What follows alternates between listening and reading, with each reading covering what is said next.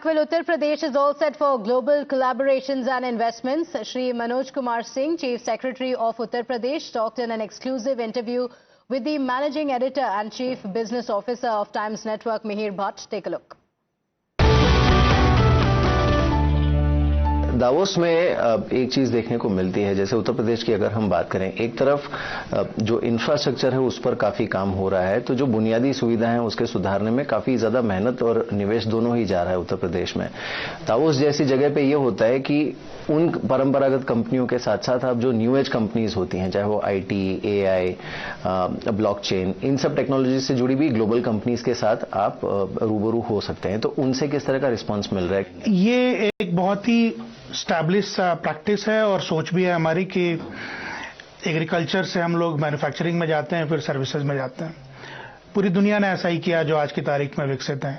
लेकिन उत्तर प्रदेश का जो एग्रीकल्चर है वो दुनिया के एग्रीकल्चर से बहुत अलग है। इसीलिए हम लोग चाहते हैं कि एग्रीकल्चर में भी मेजर इन्वेस्टमेंट हो और अब हम एग्रीकल्चर को दूसरे लेवल पर ले जाएं। अभी जेवर इंटरनेशनल एयरपोर्ट बन रहा है, आपने इंफ्रास्ट्रक्चर की बात की। हम लोग जेवर एयरपोर्ट के पास ये बना रहे हैं एक्सपोर्ट के लिए जोन, जिसमें कि दुनिया में कहीं भी एक्सपोर्ट करने के लिए जो ट्रीटमेंट चाहिए, जो टेस्टिंग फैसिलिटी चाहिए, वो एक जगह हो और सारे एग्रीकल्चरल कमोडिटीज, खास करके फ्रूट्स एंड वेजिटेबल्स, वहां से एक्सपोर्ट किया जा सके थ्रू कार्गो प्लेन।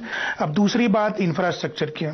आज की तारीख में देश में जितना एक्सप्रेसवे है उसका 40% हम लोग के पास है और ये गंगा एक्सप्रेसवे पूरा होते ही ये लगभग 55% एक्सप्रेसवे होगा।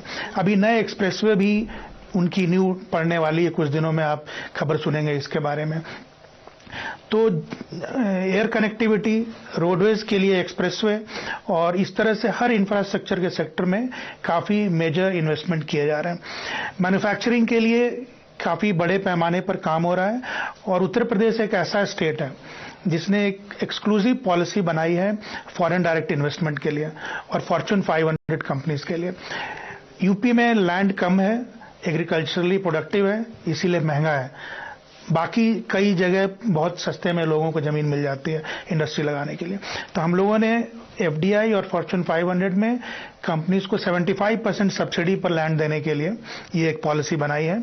और इसमें सबसे पहला जो कंपनी आया है फूजी सिल्वरटेक, जो यमुना में है। फिर अशोक लेलैंड पहली बार साउथ इंडिया से नॉर्थ इंडिया में आया, वो इलेक्ट्रिक बस बनाने के लिए। तो इस तरह की कंपनीज को हम लोग अट्रैक्ट करने के लिए स्पेशल इनके लिए पॉलिसी भी बना रहे हैं। अब न्यू एज जो टेक्नोलॉजी है उस पे काम करने के लिए एक artificial intelligence centre of excellence बनाया जा रहा है गौतम बुद्ध यूनिवर्सिटी में और उसके लिए 50 करोड़ रुपए का बजट सैंक्शन किया गया है शुरुआत करने के लिए। बट उसमें बहुत मेजर प्लेयर्स के साथ एमओयू साइन हुए हैं, जिसमें माइक्रोसॉफ्ट है, गूगल है और सैमसंग है, जिनके साथ मिलकर हम लोग आर्टिफिशियल इंटेलिजेंस पे काम करने जा रहे हैं। और इसमें कई बड़ी कंपनीज इन्वेस्टमेंट भी नोएडा, ग्रेटर नोएडा इलाके में कर रही हैं।